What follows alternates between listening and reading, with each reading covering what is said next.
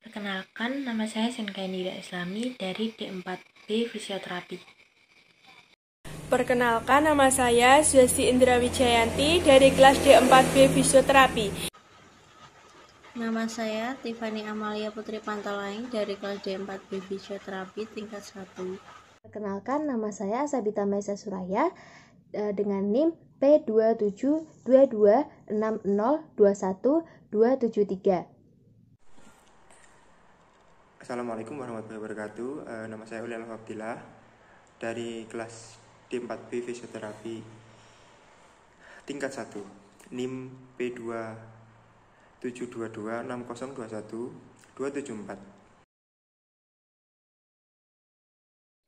Di sini saya akan menjelaskan tentang peranan mahasiswa dalam pencegahan anti korupsi. Yang pertama adalah pengertian mahasiswa. Mahasiswa adalah elemen masyarakat yang menempuh jenjang pendidikan di perguruan tinggi. Dalam catatan sejarah, perjuangan Indonesia tak luput dari peran mahasiswa yang menjadi tonggak dan pergerakan suara masyarakat sebagai generasi penerus bangsa. Mahasiswa diharapkan memiliki kemampuan interpersonal yang lebih tinggi sehingga memiliki moral, rasa peduli, dan rasa bertanggung jawab untuk memajukan negara Indonesia dengan gerakan aksi mahasiswa anti korupsi dan dalam pencegahan dan pemberantasan anti korupsi. Mahasiswa memiliki potensi yang lebih dalam. Selain mencegah korupsi, juga berperan memberantas korupsi di Indonesia. Berikut potensi yang dimaksud. Yang pertama adalah intelektualitas, yang kedua adalah generasi pemimpin masa depan, yang ketiga adalah moralitas. Ketiga potensi tersebut saling melengkapi dan harus secara bersama dimiliki seorang mahasiswa dalam melakukan pencegahan dan pemberantasan korupsi di Indonesia. Peran mahasiswa dalam memerangi korupsi. Mahasiswa merupakan suatu elemen masyarakat yang unik. Jumlahnya tidak banyak, namun sejarah menunjukkan bahwa dinamika bangsa ini tidak lepas dari peranan mahasiswa.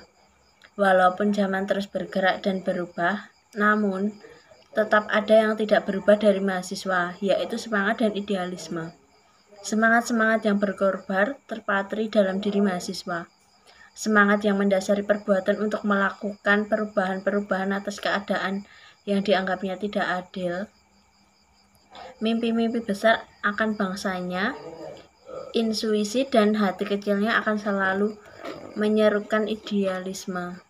Mahasiswa tahu ia harus berbuat sesuatu untuk masyarakat, bangsa, dan negaranya. Strategi pemberantasan korupsi. Upaya memerangi korupsi bukanlah hal yang mudah.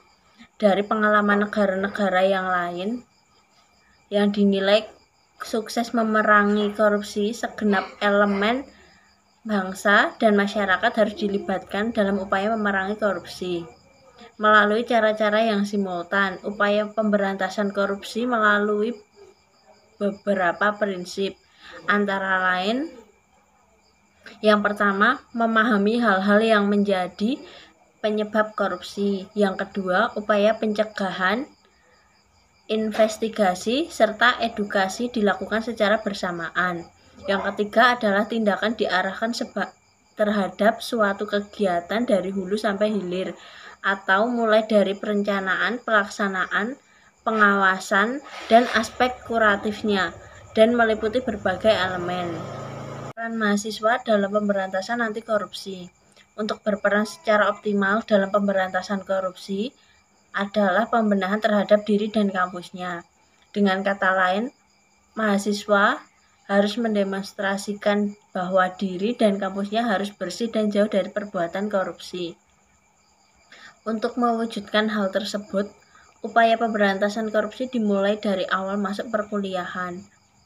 Pada masa ini merupakan masa penerimaan mahasiswa, di mana mahasiswa diharapkan mengkritisi kebijakan internal kampus dan sekaligus melakukan pressure kepada pemerintah agar undang-undang yang mengatur pendidikan tidak memberikan peluang terjadinya korupsi. Di samping itu, mahasiswa melakukan kontrol terhadap jalannya penerimaan mahasiswa baru dan melaporkan kepada pihak-pihak yang berwenang atas penyelewengan yang ada. Selain itu, mahasiswa juga melakukan upaya edukasi terhadap rekan-rekannya ataupun calon mahasiswa untuk menghindari adanya praktik-praktik yang tidak sehat dalam proses penerimaan mahasiswa baru. Selanjutnya adalah pada proses perkuliahan. Dalam masa ini perlu penekanan terhadap moralitas mahasiswa dalam kompetisi untuk memperoleh nilai-nilai yang setinggi-tingginya tanpa melalui cara yang curang. Upaya preventif yang dilakukan adalah dengan jalan membentengi diri dari rasa malas. Mengenal perilaku koruptif. Tanpa kita sadari, ada banyak sekali perilaku koruptif yang terjadi dalam kehidupan sehari-hari dalam bermasyarakat, sehingga dapat menimbulkan kebiasaan berperilaku koruptif. Jika kebiasaan ini terus dilakukan, maka mereka akan cenderung memilih jalan pintas dan melakukan segala sesuatu agar mendapatkan apa yang mereka inginkan. Hal ini tentunya dapat menimbulkan dampak negatif bagi orang lain. Oleh karena itu, kita harus mengetahui apa saja perilaku koruptif yang ada dalam kehidupan sehari-hari. Menyontek. Kebiasaan menyontek dilakukan dalam banyak hal, seperti menjalani pekerjaan orang lain, bekerja sama dengan orang lain selama ujian, mencuri jawaban orang lain, dan masih banyak lagi. Tanpa kita sadari, kebiasaan ini merupakan salah satu perilaku koruptif yang seharusnya tidak dilakukan. Pada saat ini, kejujuran seorang pelajar sangatlah minim. Para pelajar cenderung lebih mementingkan nilai dibandingkan kejujurannya. Sikap tidak jujur ini merupakan salah satu faktor terbentuknya perilaku koruptif di masa depan. Sebagai seorang pelajar anti korupsi, seharusnya kita menjadi orang yang jujur dan bekerja keras untuk menggapai apa yang dicita-citakan. Yang kedua, adanya pelanggaran lalu lintas. Pengguna kendaraan bermotor di Indonesia sangatlah banyak dan terus meningkat dengan pesat pada setiap tahunnya. Oleh karena itu, dibentuklah peraturan lalu lintas. Dibentuknya peraturan lalu lintas ini agar meminimalisir terjadinya kecelakaan serta menjaga keselamatan pengendara. Akan tetapi, masih ada banyak orang yang melanggar peraturan tersebut, seperti pengendara tidak memiliki SIM, surat kendara yang tidak lengkap, tidak memakai helm, dan pelanggaran lainnya. Namun, budaya melanggar ini selalu dianggap biasa. Tindakan-tindakan tersebut merupakan tindakan yang acuh dan tidak memiliki kejujuran di jalan raya. Sebagai seorang pengendara, seharusnya kita selalu mematuhi peraturan lalu lintas yang ada. Suap menyuap untuk kelancaran izin. Suap menyuap merupakan tindakan melawan hukum yang terjadi karena penyalahgunaan wewenang yang telah diberikan. Suap menyuap merupakan salah satu bentuk tindakan korupsi yang sangat merugikan. Akan tetapi, tanpa kita sadari, hal ini telah umum dilakukan dalam kehidupan sehari-hari. Hal yang dianggap biasa, tetapi termasuk dalam suap menyuap seperti memberikan uang kepada petugas ataupun karyawan ketika mengurus surat-surat agar dipermudah dalam pengurusan perizinan, ataupun urusan yang lain seperti membuat SIM atau surat keterangan hilang dan lain sebagainya. Sebagai orang yang anti korupsi, seharusnya kita tidak membenarkan adanya suap menyuap untuk mendapatkan apa yang kita inginkan. Kita harus mengikuti peraturan yang sudah ditetapkan. Jika kita menemukan hal tersebut, seharusnya kita mengingatkan dengan baik, sekalipun itu sulit untuk dilakukan. Yang selanjutnya adalah peraturan yang dibuat-buat. Di Indonesia terdapat banyak sekali peraturan yang sudah ditetapkan. Peraturan ini dibuat untuk terciptanya masyarakat yang teratur. Dalam pelaksanaan peraturan ini memungkinkan terjadinya perubahan peraturan di atas peraturan yang sudah ada. Yang dimaksud adalah peraturan itu sudah ada, akan tetapi adanya penambahan peraturan yang lain yang dapat memberatkan masyarakat. Contohnya ada satu desa. Nah, Ada seseorang yang ingin menjual tanahnya dengan harga 1 hektar sekitar 100 juta rupiah. Dalam proses pengurusan akte jual beli ini, petugas menginformasikan kepada penjual kalau si penjual harus membayar 10% agar dapat mendapatkan akte jual beli tersebut. Selanjutnya adalah terlambat masuk kampus.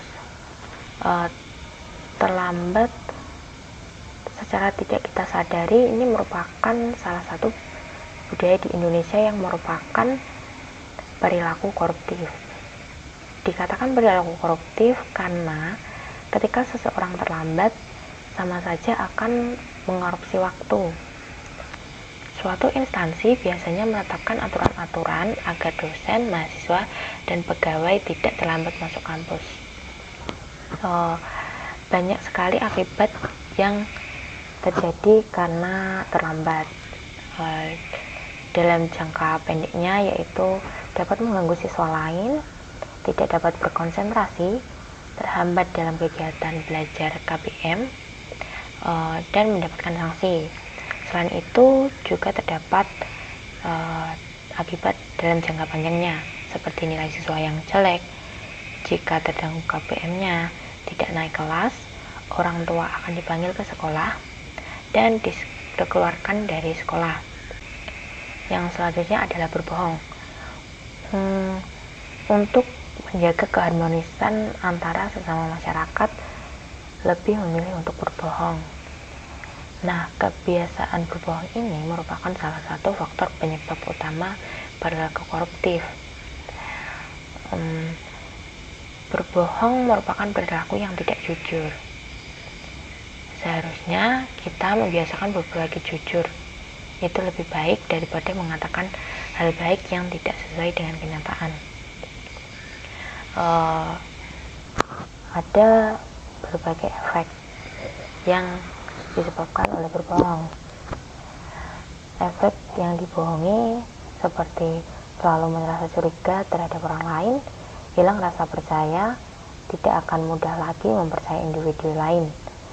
Selain itu ada efek bagi yang berbohong, seperti selalu merasa gelisah atau takut kalau kebohongannya itu terbongkar, dan perlahan-lahan akan kehilangan percaya diri dari orang lain, kepercayaan dari orang lain. Di sini saya akan menjelaskan tentang melaksanakan penyuluhan. Penyuluh anti korupsi adalah keterlibatan seseorang untuk membantu upaya KPK dalam mengajak masyarakat untuk menyebarkan seluas mungkin pesan anti korupsi. Penyuluh anti korupsi memiliki pesan strategi dalam memberi penerangan dan menggerakkan masyarakat untuk mencegah anti korupsi dengan mengembangkan budaya anti korupsi, sehingga diharapkan visi masyarakat Indonesia yang berbudaya hukum dapat tercapai serta memberi manfaat langsung para pemangku kepentingan. Di sini juga ada nilai-nilai anti korupsi dan prinsip kewajaran. Nilai-nilai anti korupsi adalah kejujuran, kepedulian, kemandirian, kedisiplinan, pertanggungjawaban, keberanian, dan keadilan. Nilai-nilai prinsip kewajaran yang pertama yaitu komprehensif, disiplin, fleksibilitas, terprediksi, kejujuran, dan informatif. Tujuan melaksanakan penyuluhan ada dua, yaitu 1. Cara menarik menyampaikan penyuluhan. Cara menarik menyampaikan materi penyuluhan terletak pada cara menarik membuka penyuluhan. Kegiatan ini dan cara ini menarik menutup penyuluhan. Pembukaan yang kuat, audiens akan ingat setelah segala sesuatunya dipersiapkan, kini tibalah saatnya untuk menyampaikan materi penyuluhan sesuai dengan rencana. Metode penyampaian penyuluhan yang kedua, yaitu ada metode peca-kuca. Peca-kuca artinya cicat. Metode ini ditemukan oleh Astrid Klein dan Mark Ditam sebagai metode presentasi atau format presentasi yang cukup unik dan menarik. Presentasi Pecakuca pertama kali diadakan di Tokyo pada bulan Februari 2003. Yang kedua adalah metode board game. Manfaat memainkan board game adalah mampu mengasah kemampuan berpikir dan kreativitas, menjadi lebih aktif, bersosialisasi, dan komunikatif. Yang ketiga adalah metode role playing. Strategi pembelajaran role playing adalah metode pembelajaran berbentuk permainan gerak yang di dalamnya terdapat sistem, tujuan, dan juga melibatkan unsur keceriaan. Yang keempat terakhir adalah metode diskusi studi kasus. Metode penyuluhan keempat diskusi studi kasus. Penyuluh sebelumnya menyiapkan bahan diskusi bagi peserta terdiri dari topik, deskripsi, fakta, hipotesa, dan skenario. Saya Sabita Maisa Suraya akan melanjutkan presentasi dari Saudari Suhesti, yaitu yang keempat ada mengevaluasi kegiatan penyuluhan. Nah, apa sih itu evaluasi? Menurut Syamsu Qamar Badu, evaluasi dapat diartikan sebagai suatu proses yang sistematis untuk menentukan nilai sesuatu seperti tujuan, kegiatan, proses, unjuk kerja, orang, keputusan, dan suatu objek. Nah, semua itu berdasarkan kriteria tertentu. Lalu tujuan evaluasi itu apa ya? Nah, tujuan evaluasi sendiri ialah untuk memperoleh informasi yang objektif dan akurat tentang suatu program yang telah direncanakan dan telah dilaksanakan. Informasi tersebut dapat berupa proses pelaksanaan program, dampak atau hasil yang dicapai, dan efisiensi ketika program tersebut dilaksanakan. Nah, hasil evaluasi dapat juga dijadikan tolak ukur apakah program tersebut berhasil atau tidak, dapat dilanjutkan atau diberhentikan, serta dapat dijadikan pijakan untuk menyusun kegiatan selanjutnya. Nah, terdapat 4 level model evaluasi menurut Kirkpatrick. Yang pertama ialah reaksi.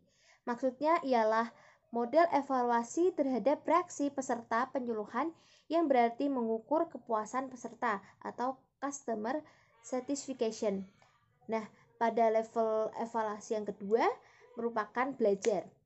Yang maksudnya ialah peserta penyuluhan dianggap telah belajar apabila pada dirinya telah mengalami perubahan sikap, perbaikan pengetahuan, dan peningkatan keterampilan pada saat dilaksanakannya suatu penyuluhan tersebut. Jadi pada level kedua ini lebih bersifat internal karena peserta belum pulang dari penyuluhan. Nah, yang ketiga ada level model evaluasi yang ketiga. Nah, yang merupakan tingkah laku. Maksudnya, penilaian tingkah laku yang difokuskan pada perubahan tingkah laku peserta setelah peserta kembali ke lingkungannya masing-masing, ke rumahnya. Nah, jadi perubahan sikap terjadi setelah mengikuti pelatihan dan akan diimplementasikan setelah peserta mengikuti penyuluhan. Sehingga penilaian tingkah laku ini bersifat lebih eksternal. Nah, sedangkan level model evaluasi yang keempat itu ialah hasil akhir. Maksudnya ialah penilaian peserta yang terjadi karena peserta telah mengikuti suatu program. Dalam kegiatan model evaluasi keempat ini mengarah pada hasil akhir yang diperoleh oleh peserta penyuluhan. Nah, program penyuluhan dianggap efektif apabila proses penyuluhan dirasa menyenangkan dan memuaskan bagi peserta penyuluhan sehingga mereka tertarik dan termotivasi untuk belajar dan berlatih. Sebaliknya, apabila peserta tidak merasa puas terhadap proses penyuluhan yang diikutinya, maka mereka tidak akan termotivasi untuk mengikuti penyuluhan lebih lanjut. Terima kasih Terima kasih dari saya. Wassalamualaikum warahmatullahi wabarakatuh. Di sini saya akan melanjutkan presentasi dari teman saya. Saya akan menjelaskan tentang penyusunan laporan ketika telah menyelesaikan kegiatan penyuluhan. Pertama, saya akan menjelaskan apa itu pengertian laporan. Sesuai kata laporan berarti segala sesuatu yang dilaporkan. Laporan adalah penyampaian informasi sesuatu yang dilakukan oleh seseorang atau kelompok atas permintaan orang yang memberikan kegiatan. Laporan merupakan unsur yang sangat penting terutama dalam menyusun kebijakan-kebijakan. Mengapa demikian? Karena ketika suatu kegiatan telah selesai, lalu kita menyusun sebuah laporan, lalu laporan itu diberikan ke atasan atau yang berhak, laporan tersebut akan menjadikan data untuk kegiatan penyuluhan yang akan dilakukan selanjutnya.